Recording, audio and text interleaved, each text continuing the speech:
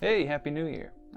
I'm sure half of you are surprised that I even uploaded this video because you probably expected me to not follow through like I tend to do and have done maybe in the past before, whatever. Yeah, I'm here, and if you don't know what's going on, I suggest that you watch the video that I just uploaded a few days ago. Put a link to it right there, this thing that just came out. So yeah, just go ahead and go watch that first. That explains everything that's going on. You'll have a better idea of what I'm doing. So yeah, if you haven't seen it yet, don't watch this yet. Drop what you're doing and go watch that real quick, and then come back to this when you're done. But yeah, so just like I said in that video, I'm going to start applying minoxidil again to try to improve the existing growth that I have. I wanted to see if I used minoxidil for like 2 years before to improve my facial hair, and then I stopped using it, and I think I was off of it for like roughly 3 years. So now I feel like I have established a new like baseline, and I want to see if I can take it even further, because I was happy with my new growth. Don't get me wrong, like I'm very happy with it. Like my beard was improved so much from minoxidil, but I was never fully satisfied with my results, and I always kind of hoped that my beard was a little bit thicker than it is, especially my mustache and my underlip, and like, the upper parts of my cheek line.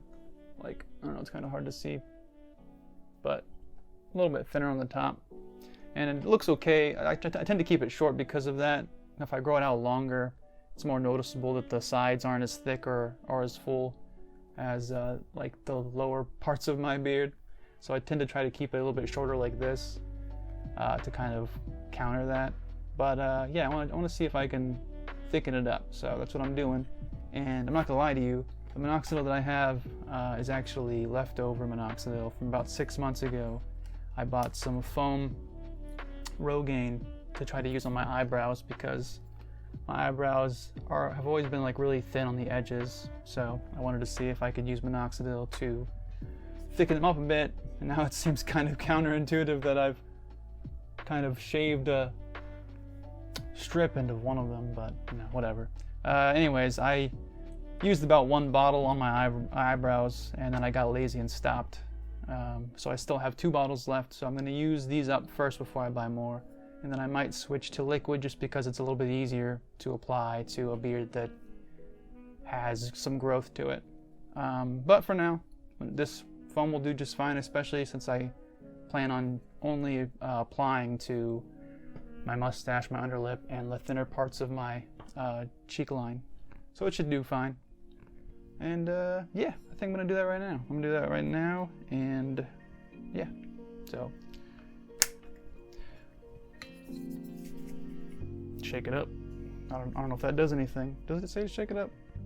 I don't know. It's too dark in here to read right now, but I'm gonna shake it up just in case, and I'm gonna fill it up to the halfway part of this, because that's the recommended dose for foam. So there you go, halfway. And then I'm just gonna apply it, and I'm not gonna talk during this part because I don't like talking when my face is super close to the camera.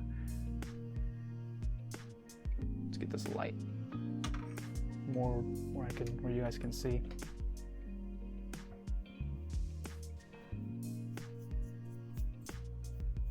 Now, like I said, I'm just gonna apply. I said I wasn't gonna talk. Here I am talking.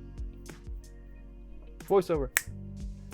Alright, so I know you guys are probably looking at this now and you're judging me because I look like I'm just sloppily applying it to my face, and that's pretty much what I'm doing, because you have to keep in mind it's been a super long time since I applied minoxidil to my face, well, other than my eyebrows, obviously, like I discussed earlier. But yeah, I mean, there's a bit of what's the word? It's a bit of a technique to it, and I obviously do not have that right now because it's been so long. But I'll adjust to it again eventually. So yeah, and you got to keep in mind also, I'm not going to be using foam forever. I'm probably just going to use foam until these 2 bottles run out, and I'm going to switch over to liquid because liquid's just easier to apply when you have a bit of growth like I do. Foam just doesn't penetrate down to your skin as easily. Yeah, so it's not the liquid works more effectively. Oh, all right. I think I'm actually about to talk again. So shut up. All right. Well, now that that's done, here's a special tool that I'm going to use to help since I have a bit of growth. This is a shampoo brush, and this is a silicone brush that is used usually for when you wash your hair. You use this to help scrub your hair, but I'm going to use this to actually help kind of massage the minoxidil into my beard a little bit. And it's best if this is a little bit wet. I feel like it helps it glide through a little bit, and it's okay for it to be a little bit wet. It's not going to affect the minoxidil. In fact, having your beard be slightly damp, not wet, but slightly damp when you're applying, can actually help with absorption. It's been shown to help with absorption when it comes to minoxidil. So.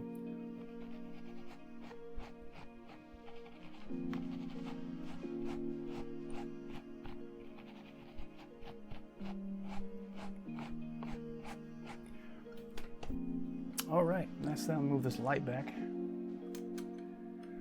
So there we go. That's my first of many applications.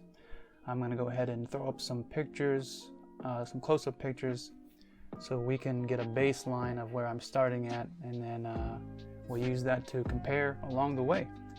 I'm gonna be uploading some more videos about other things coming up soon. I have a few things planned. But yeah, I guess that's it for this episode. I guess I'll see you guys next time. See you. Oh, actually, hey, I do have one more thing to say. For those of you who aren't aware, I talked about this sort of in the last video, but we do have a new group on Facebook called Beard Pub. So if you want to join that, I'll leave a link down in the description and actually up here in the cards as well. And me, Brian, and Adam started a podcast a while back. We unfortunately only did 2 episodes, but we plan on restarting it again. It's called Beard Pub Podcast, and I'll leave a link to that as well, so you can check that out. All right, see you. If you hear explosions in the background, don't worry about that. It's just my neighbors. They have like turf war going on. So.